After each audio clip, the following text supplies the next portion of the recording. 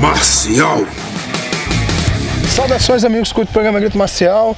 À minha esquerda aqui tem uma pessoa que você já conhece, que é o Adriano. O Adriano, o famoso Eu Me Odeio, Eu Me Ame, né? Oh, é isso mesmo. É mais ou menos isso. Ao meu lado, lá na extrema direita, tá a Sensei Ana, que foi uma pessoa muito importante para trazer essa pessoa que está ao meu lado, que é o Shihan.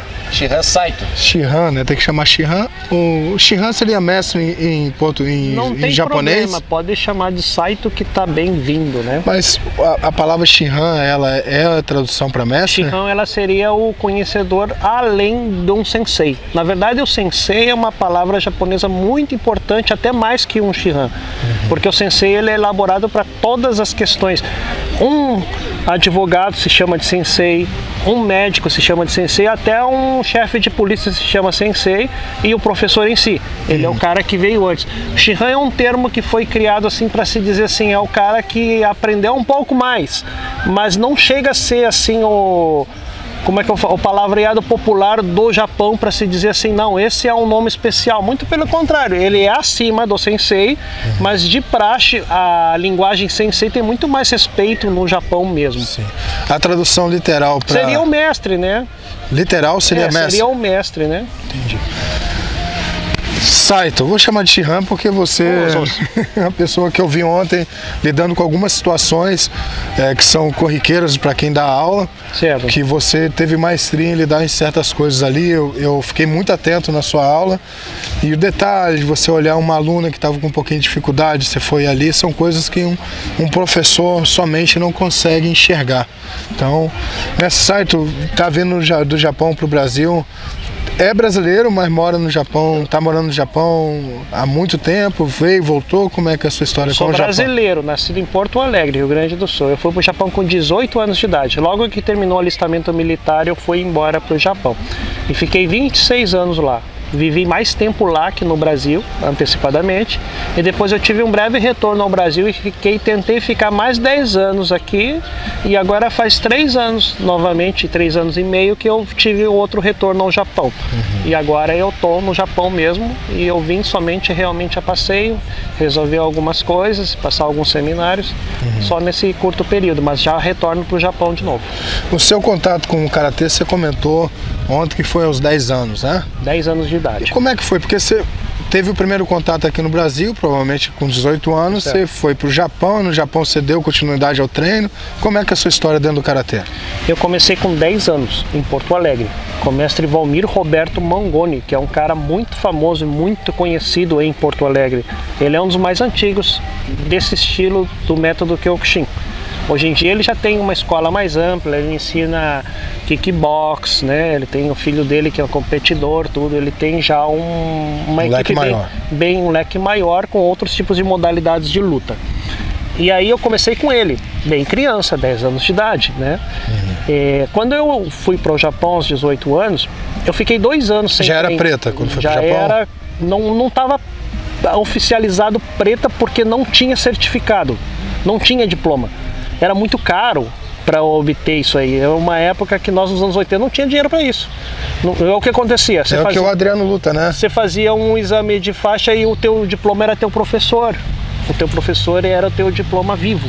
Então, se tu é alguma coisa, é eu que vou dizer que tu é. Não tinha condições, era caro. Não, sempre foi caro. Hoje em dia continua assim, caro. E quando eu ingressei ao Japão, fiquei 2 anos, quando eu cheguei com os 18 anos, sem treinar, até me adaptar, conhecer um dojo, trabalhar, ter mais compreensão da língua para depois reintegrar a um dojo. E aí eu consegui reintegrar novamente e aí não parei mais. E treinava com quem lá? Eu tive diversas academias que eu passei no Japão, só que lá é muito diferente, não é como aqui no Brasil. Lá quando tu já chega pronto, que tu já treinou no passado com alguém, que era no meu caso, eles apenas perguntam assim, aonde tu treinou, quem foi teu professor. Eles não se consideram teus professores quando tu já chega sabendo. Tu apenas vai se desenvolver no dojo deles. Eles não vão te tomar como aluno. Tu já é aluno de alguém. Então sempre a primeira pergunta, você começou a treinar com quem? Então desde o início eu tinha que falar, o meu professor, Valmir Roberto Mangoni. Ah, então esse é o teu mestre. Sempre foi assim. Essa é a doutrina que o japonês prega. Então, Aí tu pode treinar em diversos dojos que for, tu apenas vai se desenvolver, porque na verdade eles consideram que quem te ensinou é o cara lá atrás, muito diferente do Brasil, né? Na realidade, isso eu peguei com o meu mestre de capoeira, se entra um aluno X na minha academia que eu já vi que sabe gingar, eu pergunto com quem ele treinou. Ele me fala com quem é, eu ligo pro professor e pergunto por que saiu, qual foi o motivo. O que ele falou para mim é uma coisa e eu faço um balanço. Tem aluno que eu já rejeitei por causa disso. Porque eu vi que estava mentindo. Se não é bom para o professor que ensinou os primeiros passos, para mim também não vai ser bom. Mas isso é ética marcial. Nem todo mundo adota. Nem todo mundo adota, exatamente. Hoje em dia é muito comum, tu entra numa academia, o cara troca de professor como se troca de cueca, né? Sim. O cara pega e entra assim, eu treinei com aquele cara, não gostei mais de alguma coisa, ali, esse, meu professor para ti agora é esse, lá é diferente, né? Sim. Lá eles mantêm essa tradição mesmo rígida, assim, se esse foi teu professor, ele é para sempre, tu apenas está aqui para se desenvolver. Então eu tive o sortilégio, eu vou dizer que é uma sorte, porque como eu era jovem, eu mudava bastante de províncias e o Karatê Kyokushin sempre foi muito grande no Japão, em todas as cidades existiam filiais de Karatê Kyokushin e eu tive muita... Tudo da mesma linhagem. Tudo da mesma linhagem, só existia uma até 94. E as linhagens que eu passava sempre me deparava às vezes com professores que hoje em dia são considerados lendas vivas do estilo. Então eu já participei até do dojo do mestre Hatsu Hoyama, que é a lenda viva do Karatê Kyokushin. E foi aluno do Hoyama? Foi aluno direto, foi um dos caras que fez o histórico da organização. E agora também eu tive o exame de sexto dan em abril, foi com o cara mais, vou dizer, o aluno mais antigo do mestre Oyama, vivo até hoje e atuante. Então, assim, são tudo pessoas que fizeram criaram a história, né? É como se eu fosse dizer, tu dizer assim, eu treinei com o mestre Pastinha, né? Os caras que criaram a capoeira, né? E é uma honra, né? Isso. Sim. Então eu tive esse sortilégio de parar junto com esses mestres que são lendas mesmo. E o Valmir, ele tem alguma ligação direta com eles? O Valmir, no passado, ele tinha uma ligação, sim. O Valmir estava registrado na Rombo original, Matriz Oyama, na época que era apenas uma Kyokushin. Sim. Ele foi aluno de quem? Ele foi aluno do mestre Frontino Vieira, um homem que levou o Karatê Kyokushin para o sul do país. Que era um velho muito forte, era um homem fortíssimo. E aí ele foi aluno do Oyama, foi aluno de um aluno do Oyama? Eu não sei se o mestre Vieira... que isso já é um tempo de muito tempo atrás, eu não sei se ele foi, acho que ele foi aluno do mestre Tsuneyoshi Tanaka, que é o cara que trouxe o Karatê Kyokushin para o Brasil, na verdade, né? O Tanaka que trouxe. Tanaka introduziu o Kyokushin no Brasil e depois do Tanaka que veio o mestre Isobe, que formatou o que se conhece de Kyokushin hoje, mas o primeiro pioneiro foi o mestre Tsuneyoshi Tanaka. Essa pessoa que sumiu aqui do lado da gente aqui, que é o Adriano, tá ali no celular, como é que você o conheceu? O Adriano, ele é um cara simpatizante do estilo, eu conheci há muitos anos, na época de Orkut. Nós conversávamos muito sobre aquelas comunidades que tinham de Karatê. E ele se filiou na época com um conhecido meu de Ribeirão Preto. E só que daí ele começou a conversar comigo, começou a criar umas afinidades e conversar sobre karatê japonês, que ele gosta muito, e a gente foi criando aquele elo, aquele vínculo que vou dizer que se durou já que é mais de 15 anos, né, Adriano? Bem mais. Bem mais, né? E ele sempre foi Kyokushin? Ele teve diversas artes que ele participou, né? Até com Kung Fu ele treinou, né? Ele treinou, ele gosta de arte marcial. Já foi capoeirista também, diz ele que foi, né? Foi sim, capoeirista daqueles barra pesada, de roda de rua, não sei das quantas lá que... Eu lutei em Porto Alegre na Band, lá, viu? Luta livre, com o mestre Queixinho. Ele disse que lutou até luta livre, né? De botar sunga e o cambau. E na capoeira... Eu tenho a foto de soldado romano. Conta a história dele que a capoeira dele... Ele nunca falou isso aí. Ele falou que a capoeira dele não era essa capoeira de agora, não, era navalha no pé, diz ele. Não sei se é verdade. Eu acho que é mentira. E vocês tiveram esse vínculo primeiro pela internet? Por internet, depois a gente se encontrou, se conheceu. Foi amor à primeira vista? Aí foi o amor à primeira vista, né? Aí ficou aquele vínculo de amizade. Só que o Adriano tem aquela coisa, né? Ele vira teu inimigo mortal mortal e vira teu melhor amigo. Em uma velocidade. Em um ano tu consegue ser inimigo dele 5 vezes. Eu acho que até tu já passou por isso. Tem gente que não aguenta. Eu acho que tu já passou por esses episódios. Mas não é tanto tempo assim, não. Ontem mesmo eu queria matar ele e hoje ele tá olha que legal. Ó, então, menos de 24 horas ele foi teu inimigo mortal. Inimigo não, mas às vezes dá uma raiva. Agora, quando eu mandei mensagem pra vocês, eu já fiquei com raiva dele. Mas é passageira. É passageiro, porque sabe que sai da boca pra fora, né? Não é uma coisa que vem do coração dele, né? O que acontece muito, que foi uma fala sua, que eu acho interessante, que as pessoas elas não conseguem ser verdadeiras no que falam, tentam sempre agradar todo mundo. Quando você tenta agradar todo mundo, você está sendo falso com alguém. Exatamente. Não tem como você agradar todo mundo, não tem como você... O Adriano sabe, tem coisas que ele fala que eu não concordo. Uhum. E se eu concordar com tudo que ele está falando, ele pode ter certeza que eu estou mentindo para ele. Vai ser uma falsidade. Toda vez que alguém está falando com você. Ser verdadeiro é agradar todo mundo. Tem que dizer a verdade que tu pensa das pessoas. É por isso que as pessoas saem de perto de mim, não aguentam a verdade. E a verdade é algo importante. E nos dias de hoje está se acabando muito isso pela questão de... que é um assunto que eu tenho tocado constantemente nas entrevistas, que é a questão do discípulo. Você falou ontem, o faixa preta é o cara que não desistiu, correto? E é exatamente isso. Mas, para além da sua fala, que você comenta que antigamente, nos anos 80, nos anos 90, você queria ser o Rambo, você queria ser um G.I. Joe, você queria ser o Chuck Norris, o Bruce Lee. Hoje já não tem uma referência de masculinidade, de uma pessoa guerreira, que faça as coisas, que não dependa de um celular para fazer isso ou para fazer aquilo. Essa percepção de você querer ser... Você não tem existem poucos espelhos masculinos. O masculino que eu falo vai para além do homem em si, né? Eu falo de uma referência de uma pessoa que é guerreira e tudo, mas não existe. Em cinema não existe. Cinema hoje... Os filmes que infelizmente estão fazendo mais sucesso são remakes de filmes antigos. Exato. Você acredita que a questão de aluno e discípulo está se perdendo?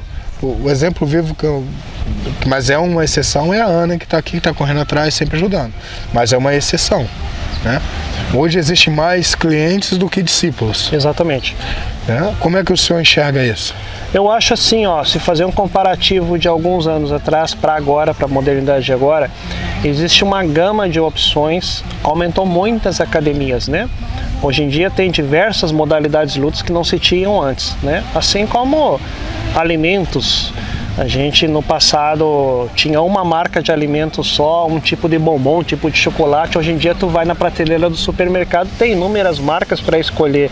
E é o que aconteceu com as artes marciais, com os esportes de luta. Ele se tornou uma aba muito grande.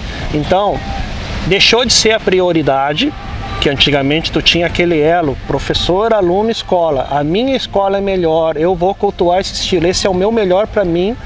E agora virou uma escolha muito grande. Então é muito fácil hoje em dia um jovem entra numa academia para treinar contigo, não gostei do teu método, amanhã eu vou pro método dele, amanhã eu vou pro método dela, porque tem uma gama muito grande de escolha. Sim. Então o que acontece? Não se cria mais aquele elo discípulo e mestre. Virou aluno e academia. No Japão é a mesma coisa? No Japão ainda tem a tradição, que o japonês ele é muito tradicionalista. Ele entra num dojo, ele segue ali até se acabar. É muito difícil, né? Eu tenho casos que eu conheço de alunos que estão mais de 30 anos no mesmo dojo e pagantes, tá? Sim. Pagantes, porque lá é diferente. Lá não é porque vira faixa preta eu sou sensei e vou deixar de pagar a mensalidade, não. Tem muita diferença do sensei e o praticante. Sim. Os que são sensei, que vão se tornar sensei e ensinar é uma coisa. Agora tem o faixa preta praticante para a vida inteira. Ele vai continuar apoiando o dojo dele, pagando a mensalidade dele e continuando. E como é que é a questão de valores lá? Valores que tu diz monetário? Isso. Assim? Em dólar, assim, só para ter uma... Olha, não sei se você já consegue fazer a conversão direta. Dá uma média mensal, uma mensalidade comum não vai exceder $100 mensais. Então a Ana pagaria mais ou menos 500 e poucos reais. Pagaria 500, mas o custo de vida lá é mais alto, né? O salário lá é maior que daqui, né? Então, assim, vamos fazer um comparativo Brasil. custaria para a Ana, assim, se fosse fazer um comparativo nosso, nacional aqui do Brasil, a Ana me pagaria uns R$120 por mês.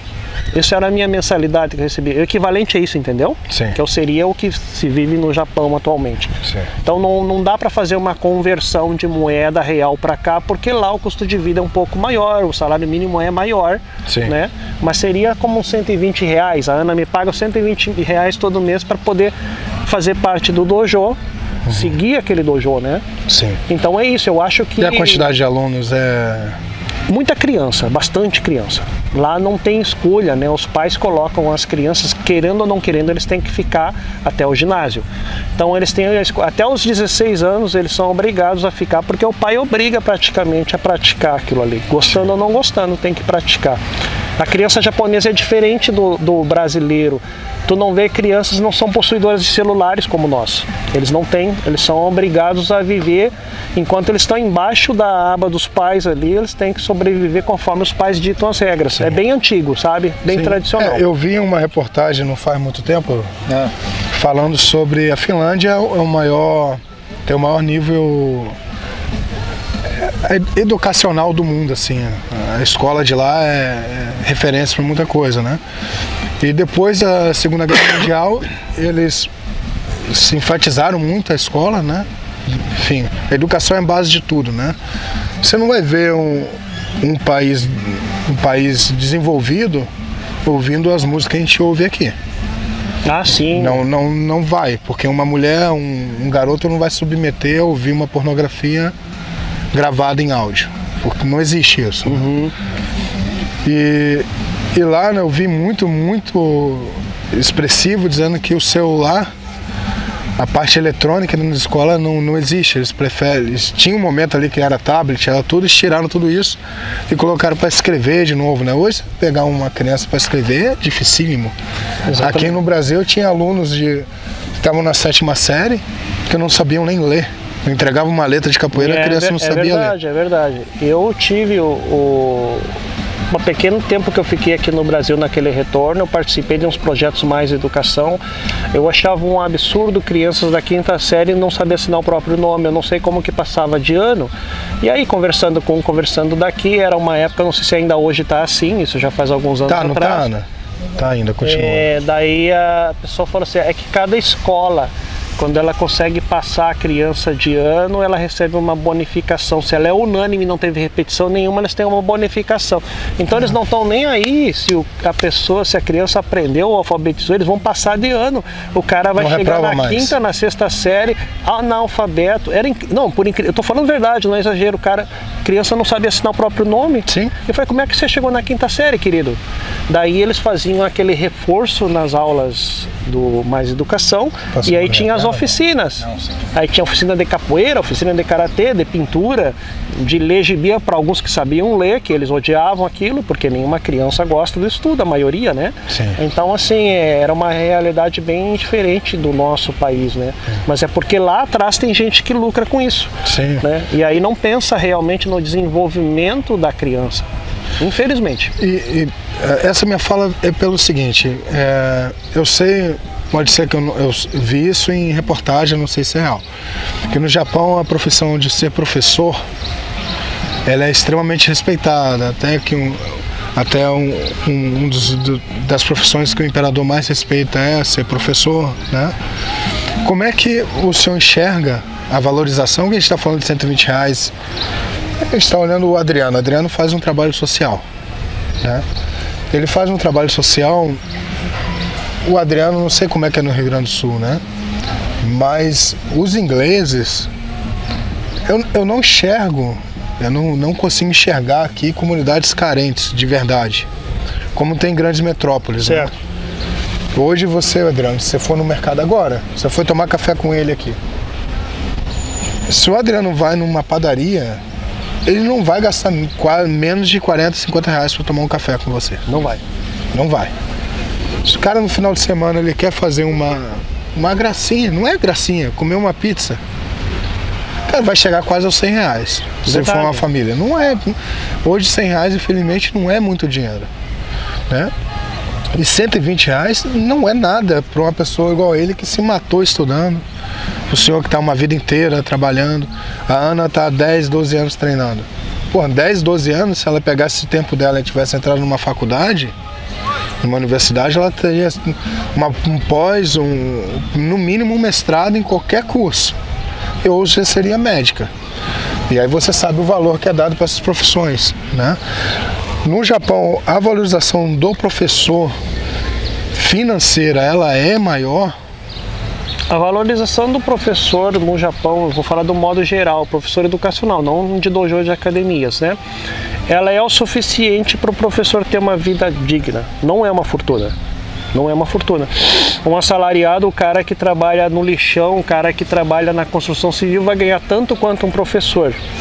Porém, existe aquela aba de respeito realmente, que existe mesmo, né? Um respeito pelo professor. Como um ser humano educador, né? Existe realmente. Existe essa diferença. Realmente, quando uma pessoa ele é professor, o trato com ele é outro, né? O professor sempre vai ter um grande respeito, né? E se eu não me engano, se não me falha a memória, precisa investigar a fundo isso que eu ouvi falar, mas eu acredito que seja real, que professores têm até descontos em passagens de trem, algumas coisas assim, existe um benefício porque ele é um educador, ele serve o seu filho, ele educa um povo, ele tem uma responsabilidade muito forte nas mãos dele. Então eu acredito assim, para poder dizer que vive bem, realmente eu acho que um professor lá, ele ganha o suficiente para ele, mas nada exageradamente. O digno que você fala é poder comer bem. Poder ele ter o aluguel dele em dia, poder ele ter o carro dele em dia, poder levar a família dele num restaurante uma vez por semana. Viajar. Isso é coisas dignas, né, que qualquer ser humano tem que ter. Quer ter, né? Sim. É o desejo, infelizmente não são todos, mas é uma coisa digna, né? Qualidade. Sim. Né? Ele tem. Não, nada sem exageros, né? Sim. Você olhando para Adriano aqui, mexendo no celular agora, vontade de dar um esporro, né, mestre? Tô trabalhando para ti. Você acha que quanto que o trabalho dele deveria receber por... Quanto que você acha que ele deve... Agora, sem brincadeira, eu estou tentando levando mais na brincadeira, mas o senhor enxergando todo o esforço, todo o trabalho dele, o que você acha que esse homem deveria receber? A gente fica brincando que esse negócio é mercenário, não é, cara.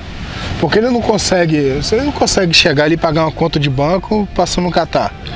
Eu acho assim, ó, Sensei Adriano é um cara, já discuti bastante com ele, já trabalhei com projetos sociais no Brasil, se não foi um dos maiores do Brasil, até eu sempre gosto de falar essa pauta.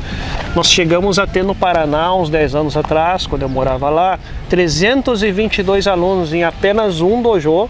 Você imagina, isso é um projeto social grande. Sim. Não vi tão grande assim no Brasil.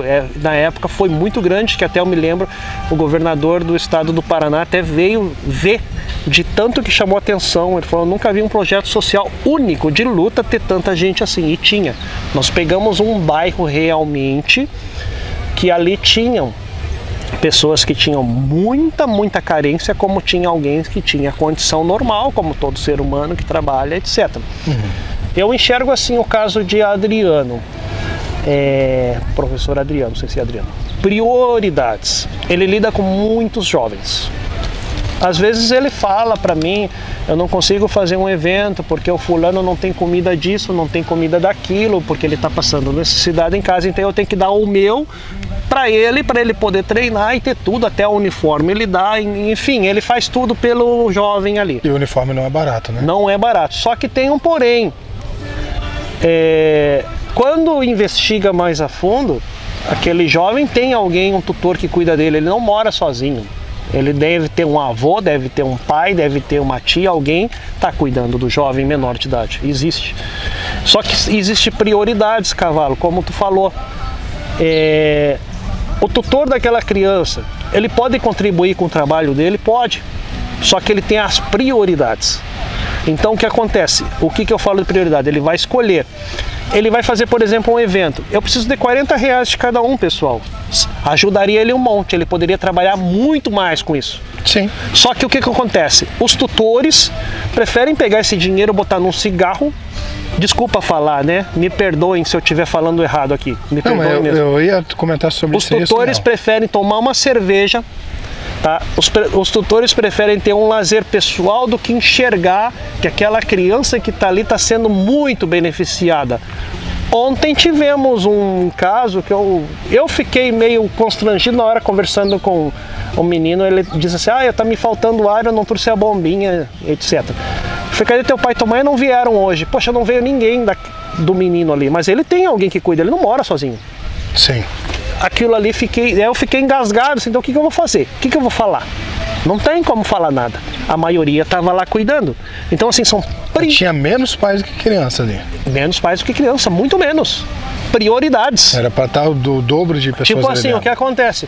Os pais não sabem nem o que o filho está ali, né? Nem o que o filho está ali. Ainda hoje de manhã eu fiz uma conversa com o senhor do hotel, que ele tem vários projetos, e falei que nessa época desse projeto que nós tivemos, que era muito grande, nós resolvemos abordar os pais, os tutores juntos, não só a criança.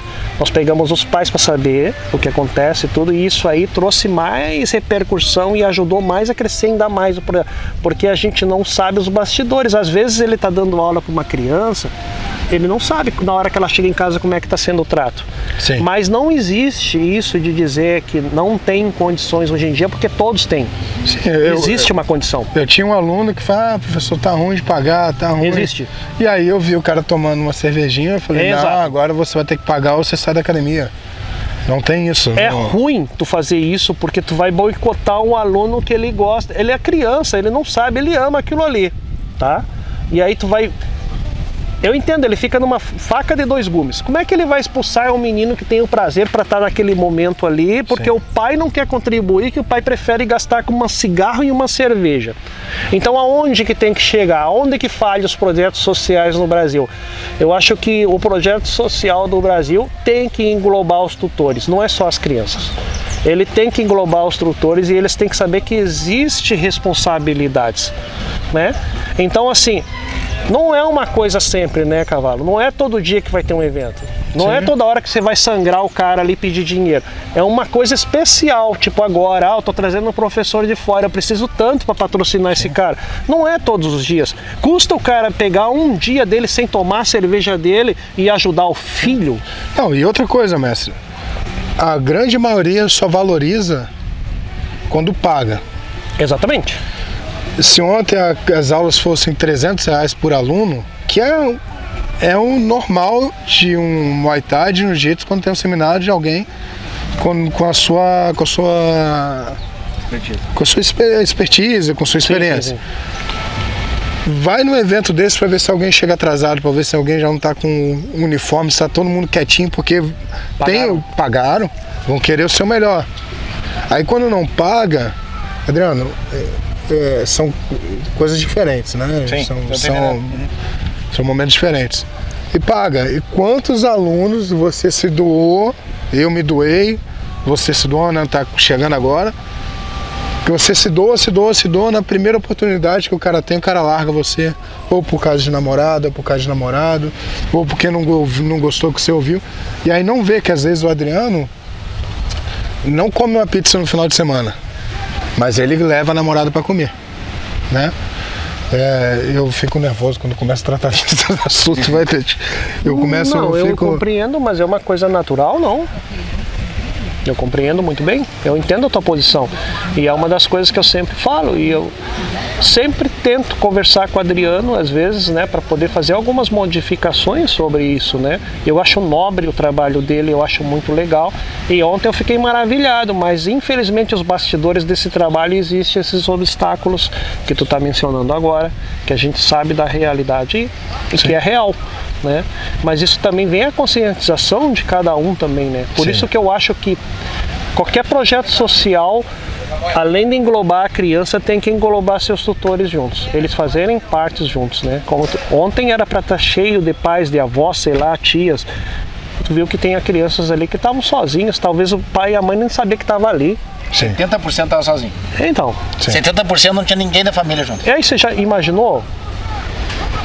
machuca uma criança, alguma coisa, quebra uma costela, daí vai vir todo mundo, aí vem uma legião de gente pra cima, porque tu machucou meu filho, tu fez isso, tu fez aquilo, ali não tem nada na hora, mas quando acontece uma coisa desse porte, vai aparecer gente até do além. Ano passado nós tivemos no evento uma criança que tinha se machucado, e a partir daquele acidente poderia ocorrer da pessoa, né? Se a pessoa quisesse, ela ia perturbar o professor que levou, ia perturbar o evento. Nossa, que ia me perturbar. Estraga tudo. Então até esse ano, o Adriano sabe, esse ano só vai entrar de menor no evento, nesse evento que a gente está fazendo, com uma assinatura de termos de responsabilidade dos pais. Porque o Adriano vai lá, leva uma criança, a criança se machuca, vai nele. Aí depois vai em mim, que vai no shopping. Isso gera um transtorno danado. Aí os pais às vezes fingem que nem sabem o que está acontecendo e dane-se, né? Exatamente. Quando nós trabalhávamos com esse... Foi no segundo dia, né? Sem os pais, de novo. Então, quando nós trabalhávamos com o projeto social, nós tínhamos o mesmo problema. O que nós fazíamos? A gente pegava termos, só que nós não aceitávamos ficha assinada sem conhecer a pessoa. Nós obrigávamos alguém responsável a comparecer na nossa frente e assinar o termo. Você está sendo responsável disso, disso, disso. E tem isso, isso e aquilo. A gente não aceitava a criança voltar com a ficha, meu pai assinou. Não. Nós fazíamos mesmo. Então, se tu não pode participar aqui, querido, espera um pouco. Quando vier alguém e se responsabilizar por ti na nossa frente, assinar na mesa aqui, na cara a cara, você vai participar de boa. Tem que tentar trazer eles até aqui, senão nós não aceitávamos. Mas isso eu acho que é um problema nacional, né, Cavalo? É um problema da cultura brasileira no geral. Eu acho que todo mundo passa por isso, né? Mas a tua questão, que tu quer dizer, a valorização de professor, realmente ela é real. Por isso que, como tu disse, e eu sempre falo pro Adriano, é muito comum às vezes esse menino que o Adriano se dedicou, deixou de comer a pizza dele com a esposa dele para poder dar a parte dele para essa pessoa. Ele um dia encheu o saco do Adriano e vai procurar uma academia que ele pode pagar, que daí ele vai dizer que é bom. Ah, lá tá me cobrando, lá é muito bom. Agora, como já aconteceu com ele que me diga se não é verdade. Ele já teve casos assim de alunos que largaram dele, hoje em dia estão pagando caro em outras academias porque é boa, porque está cobrando caro. Porque quando o Adriano era de graça não era bom. Tudo que é de graça não é bom, tem que pagar para ter valor. Mestre, obrigado pela sua entrevista, pelo seu tempo. De verdade, espero que você retorne ao Brasil mais vezes. Eu que fico agradecido mais uma vez, né? Já não é a primeira vez agora que nós nos encontramos, né? Eu estou muito feliz mesmo. E obrigado pela atenção. E no que puder ajudar vocês e dar, se for alguma ideia esclarecedora e for para somar, pode contar comigo. Perfeito. E ano que vem vamos ver se a gente traz esse homem para dar aula lá no shopping, né? Uma hora ele tem que ir no grito marcial. Ah, eu me esqueci, quando é que é o dia do grito marcial mesmo? Dia 19 e 20 de outubro. 19 e 20 de outubro. Ele é muito esquecido, esse homem. Não esqueça, é 19 e 20 de outubro. E é de graça? É de graça? E onde é que é mesmo? É de graça, ninguém valoriza. Ó, não é de graça não. Chega lá, tem que pagar R$500. E onde é que é mesmo? É no Floripa Shopping. Ah, no Floripa Shopping. Muito é lá bom. no estacionamento? Não, no Vão Central. Vão Central. Tá vendo? É que ele é um comerciante nato. Obrigado, Ana ficou quietinha, mas é sempre importante mais ouvir do que falar. A gente aprende mais. Se eu estivesse só ouvindo aqui também. O Senhor Jesus deu 2 ouvidos e uma boca só, né? É verdade. Obrigado novamente. Vamos ver se ano que vem, realmente, se acontecer o evento. Vai ser uma honra, gente. Assim, pra mim é honra mesmo, tá? Eu digo pra vocês, honra de coração mesmo. Tanto o ano passado quanto o primeiro ano, o destaque do evento com certeza foi a escola do seu aluno. E esse ano ele está firme e forte aí de novo para é o terceiro encontro, terceiro né? evento, isso. Terceiro evento, que já vou ressaltar que é uma coisa inédita de vocês, tá? Eu vou ressaltar que não tem igual em outra parte do planeta. Vocês criaram e ficou aqui.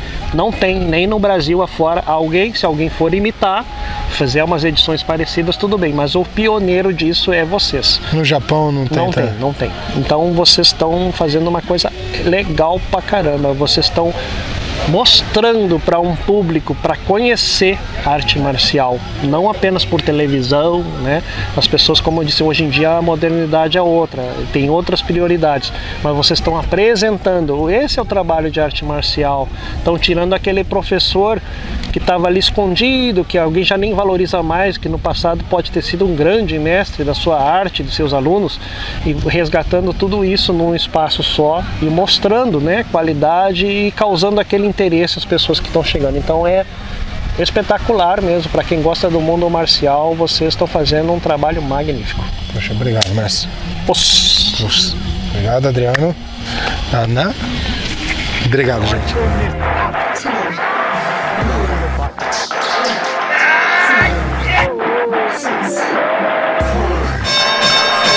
Grito marcial.